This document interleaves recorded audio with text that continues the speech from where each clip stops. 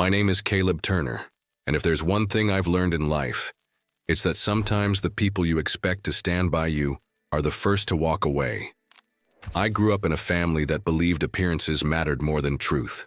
My father built a company with his own hands and raised us to think that nothing was more important than loyalty to the Turner name. But when I started asking questions about shady deals, about corners cut, about workers who weren't treated fairly, I became the outcast, the problem child, the one who didn't understand how the real world worked. I left the family business years ago, but my name never left the paperwork. I was still legally tied to them, even if emotionally I was a ghost. We didn't talk much, except for the occasional cold holiday dinner where my father sat at the head of the table.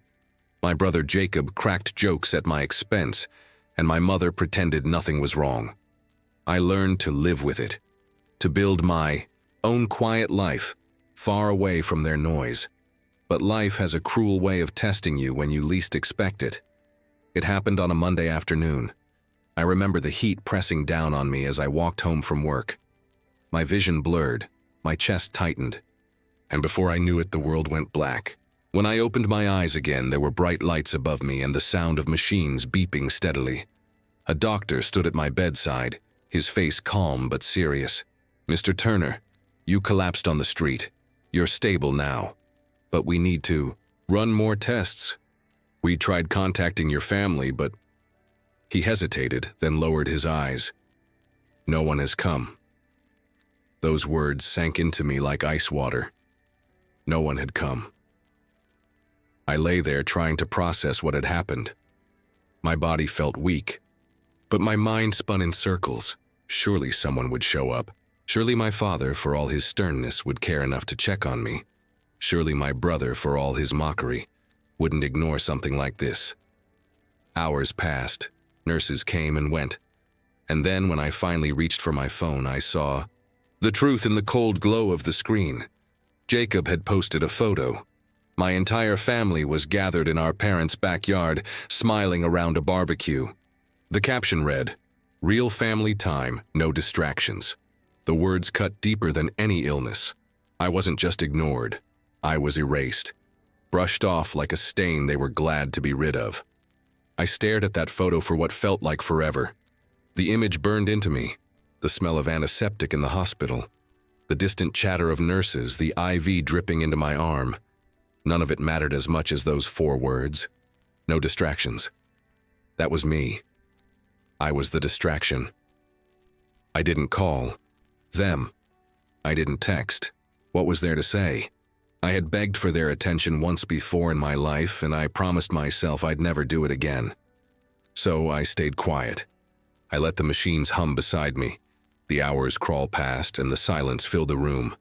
But silence doesn't last forever. 3 days later, still tethered to monitors, I finally reached for my phone again. Dozens of missed calls. Lit up the screen.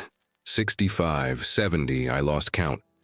My father's name appeared again and again, and then finally one message stood out. "You're the only one who can fix this. Call me now." My chest tightened again, but this time it wasn't because of the illness. It was because I knew, whatever storm had hit my family, they suddenly needed me. The same son they abandoned in a hospital bed was now their only lifeline. And for the first time in years, I held the power. I stared at that message for a long time. "You're the only one who can fix this. Call me now." The words glowed on my phone screen, desperate, demanding, almost trembling in their urgency. My father was never the kind of man to beg. He was steel, hard and unbending, a man who believed emotion was weakness. For him to send that message, something had to be very, very wrong. My first instinct was to delete it, to let the silence answer for me the way they had answered me when I lay in that hospital bed alone. But I couldn't. Not yet. Lying there, still weak, I let my mind drift back to the day I walked away from the Turner family company. Back then, I was young, but not naive. I saw the way deals were made behind closed doors. The bribes slipped. Across tables, the way numbers didn't always add up. When I asked questions, my father dismissed me.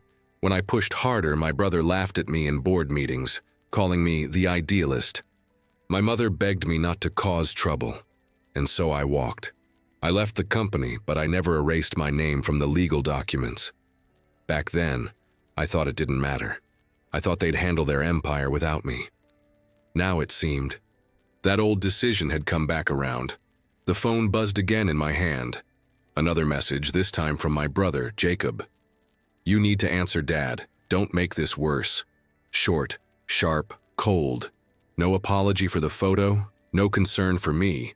Just a command. Typical Jacob. I didn't reply. Instead, I asked the nurse for a printout of my lab results, something to focus on that wasn't them. My body was still unsteady, my energy drained. But inside me, something was shifting. The silence I had chosen for so long was starting to feel less like surrender and more like a weapon. That night, as the machines beeped quietly around me, I called an old friend, Elias, a lawyer I trusted more than anyone else. He answered on the second ring. "Caleb, it's been years. You sound tired." "I am. Listen, I need to ask you something. Hypothetically, if someone still had their name on company documents, but hadn't been active in years, what kind of power would that give them?" Elias didn't hesitate. A lot. If the bylaws require unanimous signatures for major financial decisions, that person could block or approve anything. Why? What's going on? I didn't answer right away. My mind spun. Unanimous signatures. That explained everything. My father's desperation, my brother's sudden messages, the dozens of missed calls. They needed me because without me, their empire couldn't move. "Caleb," Elias pressed, his voice sharper now. "What are they asking you to do?" "I don't know yet," I admitted. "But whatever it is, they think I'm the only one who can save them." There was a pause. Then Elias said quietly, "Be careful. If they shut you out all these years, and now they're crawling back, it's not just about business, it's about control. They'll try to use you. Don't let them." His words settled heavy in my chest. Deep down, I already knew he was right. The next morning, my phone lit up again. This time, it wasn't just my father or Jacob. It was everyone. Cousins, uncles, even distant relatives I hadn't heard from in years. All asking me to call. All suddenly remembering my name. And as I sat there staring at those messages, I realized the storm I was about to walk into wasn't just about saving a company. It was about finally confronting everything I had walked away from and deciding whether to let the Turners fall or to hold them up, knowing full well they would never do the same for me. I finally answered on the fourth day. The phone buzzed in my hand again and again, my father's name flashing across the screen like it had for days. I almost let it ring out, but something in me, curiosity, anger, maybe both, pushed me to swipe. "Caleb?" His voice cracked through the line, gravelly but strained. "Thank God. Son, we need to talk." For a moment, I didn't recognize him. My father had never sounded desperate. He was the man who barked orders, who commanded rooms, who silenced dissent with a glare. But now, his words trembled, laced with urgency and fear. "You didn't come when I was in the hospital," I said quietly. My voice was calm, but it carried the weight of those long nights I'd spent alone with machines beeping beside me. There was silence, then a sigh. "Caleb, I heard you collapsed. Jacob told me you were fine. You thought wrong," I cut in. "You didn't. Can check, none of you did." He inhaled sharply, and for the first time in years I heard something foreign in his tone. Not anger, not control, guilt. "I made a mistake," he admitted, "but I can't undo it now. What I can do, what I need you to do, is help us. The company is drowning. The banks are circling and the contracts require every partner's signature. Without you, we're finished." There it was, the truth, laid bare. I leaned back against the hospital bed, letting the words sink in. They hadn't cared enough to show up when I was at my weakest, but now, when their empire was crumbling, Suddenly, I was indispensable. Before I could answer, another voice cut in. About time. Jacob. My brother's voice was sharper, colder, dripping with impatience. You've ignored us for days, Caleb. Do you realize what's at stake here? Millions of dollars, hundreds of employees. You can't just sit there and wallow while everything burns down. Jacob, I said, my tone flat. Don't pretend this is about employees. You and I both know what this is about. He laughed. Bitterly? You still think you're some kind of moral compass, don't you? Newsflash, you walked away. You don't get to lecture me on business when you've been hiding on the sidelines. Enough, my father barked, his authority flaring for a brief second. Jacob, let me handle this. I closed my eyes, picturing them both. My father, aging but still clinging to control, and my brother, arrogant, eager, always the heir apparent. Together they were calling me not because they cared, but because they had no other choice. What exactly do you want me to sign? I asked finally. The line went quiet for a beat. Then my father's voice dropped lower. A refinancing deal. The banks want to restructure our debts, but they require every shareholder's approval. If you don't sign, Caleb, we lose everything. The company, the properties, the reputation I built over 40 years. It all disappears. And what? Do you gain if I do sign? I pressed. My father hesitated. Stability, a second chance, a way forward. But I could almost hear Jacob smirking through the phone. And what do you gain, Caleb? He shot back. A seat at the table again? Or are you going to play the martyr like always? Their words twisted inside me. They wanted me back, but not as a son, not even as a brother. They wanted my signature, my silence, my compliance. Nothing more. I'll think about it, I said, and before either of them could respond, I ended the call. The room was quiet. Again, just the steady beeping of the machines. But inside, the storm was building. For years, I had been the one pushed aside, erased, dismissed. Now the balance had shifted. They needed me. And I wasn't sure yet how far I was willing to let them fall before I decided whether or not to catch them. Walking out of the hospital felt strange. My legs were unsteady, the sunlight too sharp after days under fluorescent lights. I clutched the discharge papers in one hand, my phone in the other, and breathed in the air like I hadn't tasted it in years. My body was weak, but my mind was sharper than ever. The first thing I did wasn't call my father back. It wasn't even answering Jacob's flood of texts, each one colder than the last.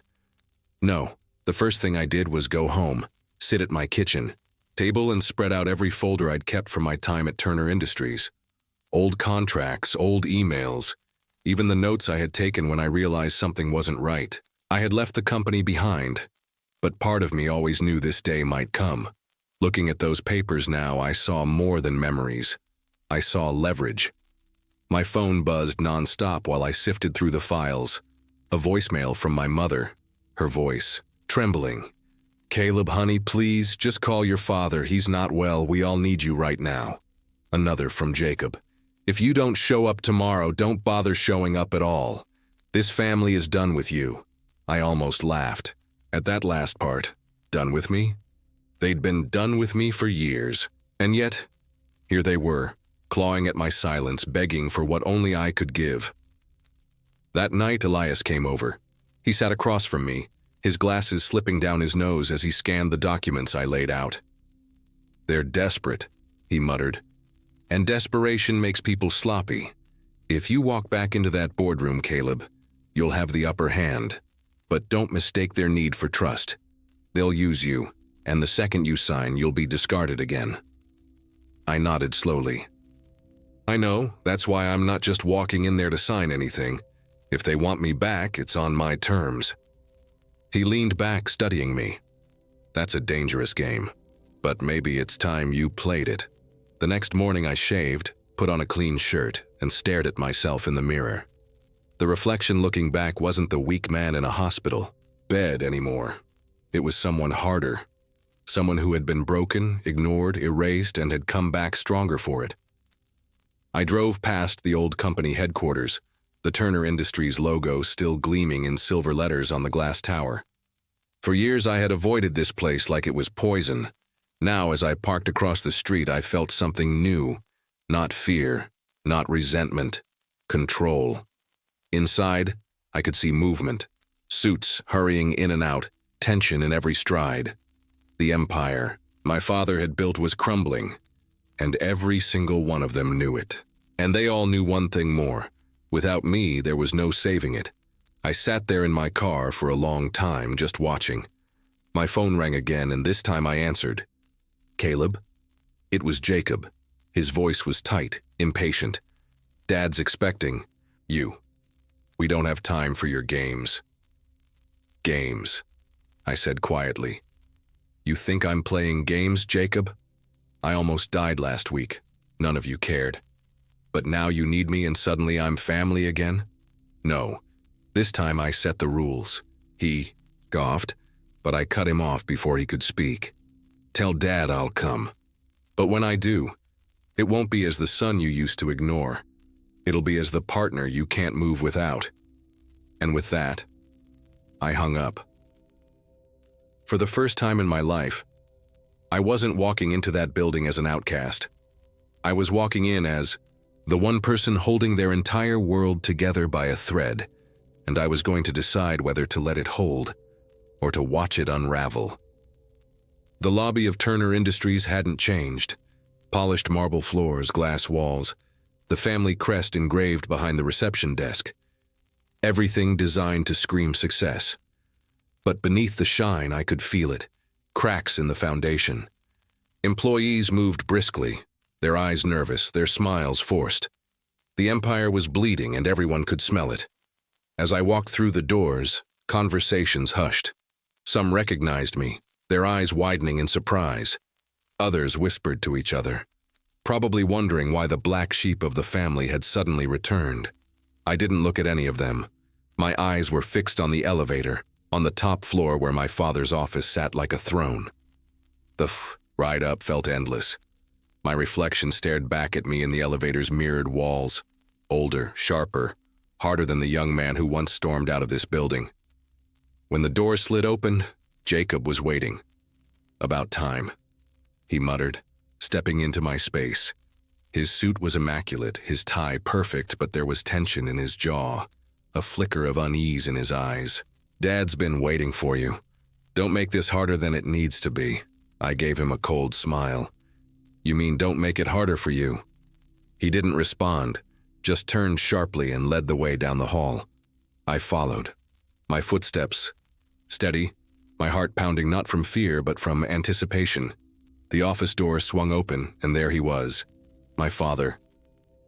Once he had been a towering figure, broad shoulders, commanding presence, eyes that could cut through steel. Now age and stress had etched deep lines into his face. He looked smaller somehow, sitting behind that massive oak desk, a stack of papers in front of him. But when his eyes met mine, they still carried the same fire. "Caleb," he said, standing slowly. His voice was gravel, tired but trying to summon its old authority. "I wasn't sure you'd come." "I wasn't sure either," I answered. He gestured to the chair across from him. "Sit. We don't have much time." I sat, but I didn't. Lean back. I wanted him to see that I was here on my own terms. Jacob stood by the window, arms crossed, watching like a guard dog. My father slid a folder across the desk. "These are the refinancing agreements. If you sign, the banks extend. Our credit lines. We get breathing room. Without your signature," he shook his head, "it's over." I glanced at the papers but didn't touch them. "And what happens after I sign? Do I just disappear again? Am I back to being the distraction you're better off without?" His jaw tightened. "This isn't about the past, it's about survival. The company employs thousands, Caleb. Families depend on us. If we go under, it's not just us who suffer." For a moment, I almost believed him. Almost. But then Jacob stepped forward. "Let's be honest," he said, smirking. "You're not here out of some noble concern for employees. You want leverage. You want payback. Fine. Take it. But sign the damn papers first." I turned to him slowly. "You sound nervous, Jacob. Afraid I might not play along?" He sneered. "Afraid you'll drag us all down out of spite." The tension in the room was thick enough to choke on. My father slammed his hand on the desk. "Enough! We don't have time for this bickering. Caleb, I'm asking you as your father, do the right thing. Help us." I leaned forward, meeting his eyes. "The right thing? That's funny, because the last time I tried to do the right thing, you called me a fool and pushed me out." His face tightened, but he said nothing. I let the silence stretch before finally speaking again. "I'll consider signing, but if I do, it won't be out of loyalty. It'll be because I decide it's worth it, and I won't be treated like a ghost anymore. If you want my signature, you start treating me like the partner I legally am. Not the problem you've spent years erasing." For the first time I saw it, a flicker of uncertainty in my father's eyes. Jacob shifted uncomfortably, his jaw clenched. The balance had shifted, and we all knew it. I didn't sign that day. I walked out of my father's office with the folder under my arm and Jacob's glare burning into my back. Neither of them stopped me. They couldn't. For the first time, I had leverage they couldn't crush with insults. Silence. Back at my apartment, I spread the documents across the table. At first glance, it all looked routine. Refinancing terms, repayment schedules, collateral agreements. But I knew better.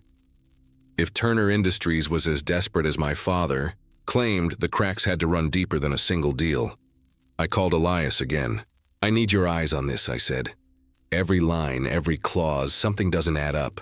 He came over within the hour, flipping through the papers with a sharp eye. After a while, he frowned. "They're hiding something. See this clause? It's not just a refinancing deal, it's a restructuring. Whoever signs this is essentially giving consent to new terms that shift control of the company's assets. It's more than survival. It's consolidation." Consolidation. "For who?" I asked. He looked up at me over his glasses. "Jacob." The pieces started falling into place. Jacob's hostility, his impatience, the way he kept pressing me to sign quickly. If I signed without digging deeper, I wouldn't just be saving the company. I'd be handing him the keys. Leaned back, rubbing my temples. "So this isn't about keeping the company alive. It's about making sure Jacob comes out on top no matter what." Elias nodded grimly. "Exactly. Your father might genuinely want to save the business, but Jacob, he's maneuvering to take full control. And you're the obstacle." That night I barely slept. Every time I closed my eyes, I saw that photo again. My family smiling without me, calling it real family time. And now those same people wanted me to give away the last shred of power I had left. The next morning, I showed up at the office unannounced. I didn't go to the top floor. I went to the lower levels, to the departments no one in my family bothered to visit anymore. Accounting, operations. People who kept the wheels turning but never got their names engraved on plaques. At first, they were hesitant to talk to me. I was a Turner, after all, and Turners weren't known for listening. But when I told them I wasn't there on behalf of my father or Jacob, something shifted. Slowly, the truth started spilling out. Budgets slashed to the bone. Projects abandoned. Halfway. Suppliers unpaid for months. And whispers, quiet, fearful whispers, of money being funneled into shell accounts controlled by none other than my brother. One man, an older accountant with tired eyes, pulled me aside. "Mr. Turner, I don't know why you're here after all these years, but if you care about this company, you should know. Your brother is bleeding it dry. He's setting it up to collapse so he can buy back the pieces cheap. If you sign those papers, you're giving him exactly what he wants." The words hit me harder than I expected. Jacob wasn't just careless. He was deliberate. He was weaponizing the collapse. I left the building with my jaw tight, anger simmering in my chest. For years, they'd called me the idealist, the fool, the one who didn't understand business. But I understood now. Jacob wasn't building anything. He was dismantling it piece by piece, and my father was either too blind or too desperate to see it. As I drove away, my phone buzzed with another message from Jacob. "Have you signed yet? Stop dragging this out." I didn't reply. Not yet. Because now I finally understood what was at stake. This wasn't just about saving the company. It was about exposing the truth and deciding just how far I was willing to let my brother fall when the ground gave way beneath him. I walked into my father's office without knocking. The secretary's protests faded behind me as I pushed open the door, folder in hand. My father was at his desk, staring out the window like he was waiting for the world to collapse. Jacob stood beside him, arms crossed, smug as ever. "You're late," Jacob said. "We've been waiting." "Shut up," I snapped, slamming the folder down on the desk. The sound echoed through the room, sharp and final. Both of them froze. My father turned slowly, his eyes narrowing. "What is this?" "Proof," I said. "Proof that this refinancing deal isn't just about survival. It's about Jacob lining his pockets while the company burns." Jacob barked a laugh. "You finally lost it. You think you can waltz in here after years away and suddenly play detective? You don't know what you're talking about." "Oh, I know exactly what I'm talking about," I shot back. "I've been through the numbers. I've talked to your people, the ones you never bother to look in the eye, shell accounts, missing funds, projects gutted so you could funnel money out. You're not saving this company, Jacob. You're stripping it for parts." For the first time, his confidence faltered, just a flicker, the twitch of his jaw, the tightening of his fists. But it was enough. I turned to my father. "You wanted me to sign to save what's left of Turner Industries?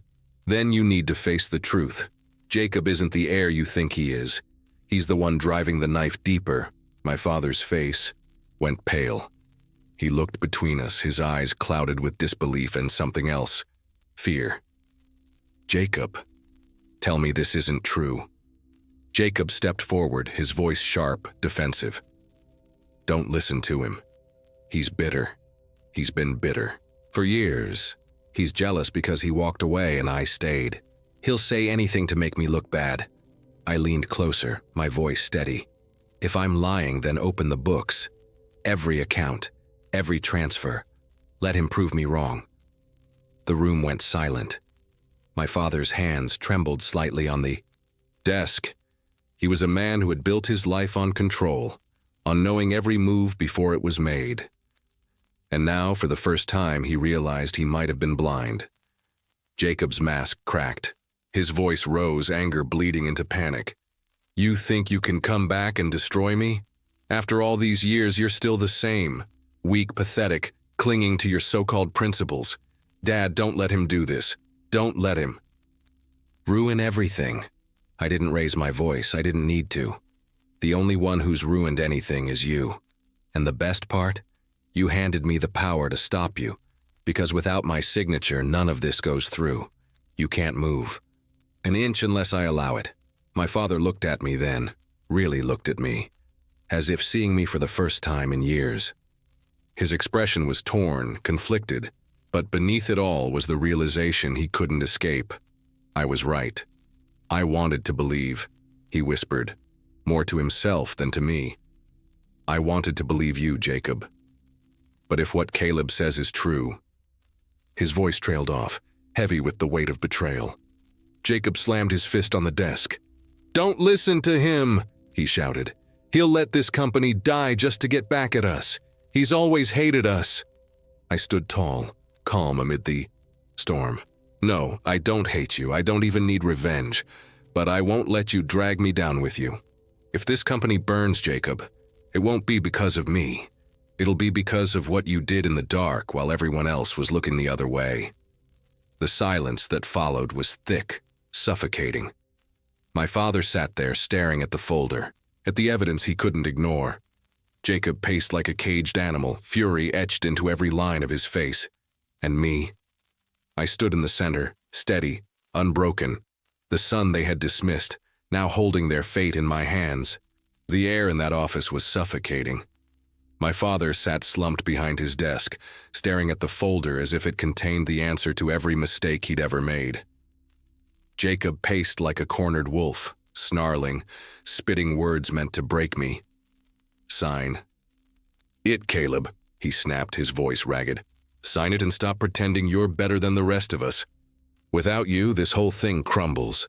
You'll be the one who killed Turner Industries, not me. I let his words hang in the air, then leaned forward, resting my hands on the desk. My voice was calm, steady, cutting through the chaos like a blade. No, Jacob, I won't be the one who killed it. You already did that. All I'm deciding now is whether I bury the ashes or build something new from them. My father finally lifted his head, his eyes bloodshot. Caleb, please. Whatever Jacob has done, we can fix it.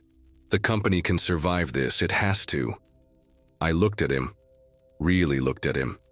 The man who had raised me to believe loyalty meant silence, who had cast me aside when I refused to play his game, now begging for my help. I felt the weight of years pressing down on both of us. You taught me something, Dad, I said softly. You taught me that appearances matter more than truth, and for years I believed you. But I don't anymore. I won't put my name on lies. Not again. Jacob scoffed, his voice dripping with venom. So that's it? You're just going to let everything fall apart? You think that makes you noble? You're pathetic. I turned to him, and for the first time I smiled. A small, quiet smile. No, Jacob, what makes me noble is that I didn't become you. I gathered the folder, slid it back across the desk, and stood tall. I won't sign. Not until every number is exposed, every account audited, every shadow dragged into the light. If Turner Industries survives, it'll survive clean. If it burns, it'll burn with the truth. The silence that followed was heavier than any shouting match. My father stared at me with something that looked like regret. Jacob's face twisted with rage, but beneath it I saw fear, real fear. For the first time, I turned and walked out. Past the glass offices, past the whispers of employees who sensed something seismic had shifted. Out into the sunlight, where the air tasted different, lighter.